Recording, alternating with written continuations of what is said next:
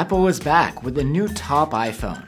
This is the iPhone 16 Pro Max. What cutting-edge features do we get with Apple's best phone? I'm Will for GSM Marina, and let's find out in our iPhone 16 Pro Max review.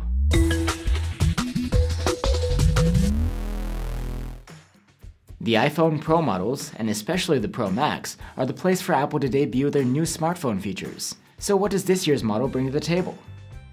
The iPhone 16 Pro Max brings a larger screen, a new chipset, a new ultra-wide cam, and even a dedicated button for the camera shutter. The looks have hardly changed though. You get the same design and camera arrangement as before.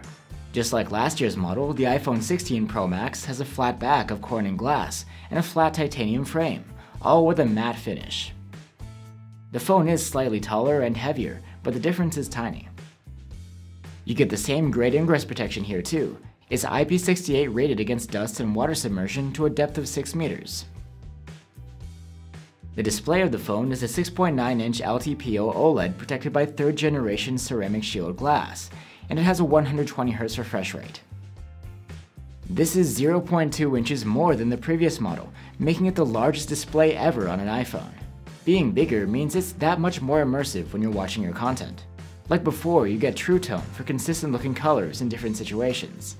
And there's support for HDR10 and Dolby Vision too. The screen is just as bright as last year's, even a little bit more.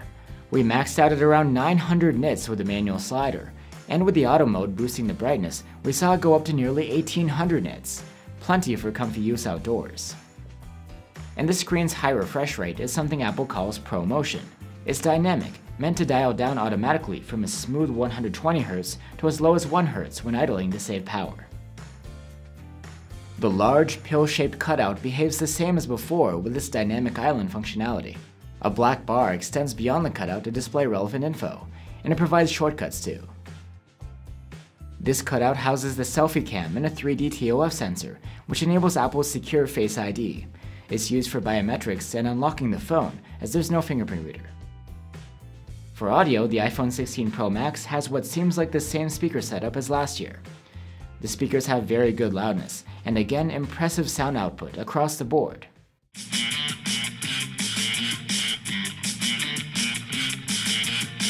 wide awake, but you're a nightmare. And the phone can come with 256 or 512 gigs or a terabyte of storage on board. In case you're wondering, that's not expandable through microSD card. The iPhone 16 series comes with Apple's new iOS 18. It's quite familiar, but brings a handful of new features and personalization options. We'll be doing an in-depth video about iOS 18, and we'll add a link to that here when it's ready. And like previous iPhones, you'll get at least 5 years of software support with the iPhone 16 Pro Max. Besides that, the Action Key is back. You can have it launch one of a few predefined actions, or you can set up some custom shortcuts of your own. And then there's Apple Intelligence. AI-based features are the hot new trend, and Apple is looking to provide its own. These include writing tools, summarization, generating your own emojis, and advanced search through the gallery. And Siri is more powerful too. However, these features will be released later on via a software update. And because of legal complications concerning privacy, the fate of Apple Intelligence in the EU is up in the air. Under the hood of the iPhone 16 Pro Max is the latest and greatest smartphone chip from Apple, the A18 Pro. It's meant to be both more powerful and power efficient than the A17 Pro found within last year's iPhone Pro models. In benchmarks, the iPhone 16 Pro Max scored around 15% higher than the previous model in CPU tests, and when it comes to graphics tests, this difference was up to 20%. All in all, it's not a night and day difference, but it's an improvement. And this is one of the most powerful phones out there, able to handle your heavy tasks and gaming with ease. Apple has delivered good thermal management too. The iPhone 16 Pro Max displayed minimal thermal throttling and maintained a high level of performance throughout our prolonged stress tests. The iPhone 16 Pro Max's battery capacity is larger than last year's at 4,685 mAh. With an outstanding active use score of 17 hours and 18 minutes, this year's Pro Max has some of the best battery life around. Last year's model isn't too far behind though, with the main differences being in the call and web browsing tests. When it comes to charging, this phone maxed out at around 30 watts of charging power in our testing, and we were able to charge the phone from 0 to 46% in half an hour, and a full charge took almost 2 hours. That's essentially the same as on the previous Pro Max. There's also support for wireless charging and reverse wireless charging here. And now the cameras. The setup is largely the same as before, with a 48 megapixel main camera and 12 megapixel 5x telephoto zoom. But now the ultra-wide cam has a 48 megapixel sensor. Another fresh new feature is the camera control key. It's a hardware shutter key for the cameras that not only has actual travel when you press it, but also recognizes light presses and even swipes. You can use the camera control to start the camera, and then when you lightly press on the key, the on-screen UI buttons disappear, and you can control the camera only with the key. A double light press on the key opens a menu for various options, which you navigate by sliding. Then the selected option, like exposure, can be manipulated by sliding on the key. Clicking the key down takes a photo, and press and hold it to take a video. With the control key, it seems like Apple is trying to solve a problem we didn't even know we had. Sliding to go through your options actually feels less precise than just using the touchscreen. Let's get into the camera quality.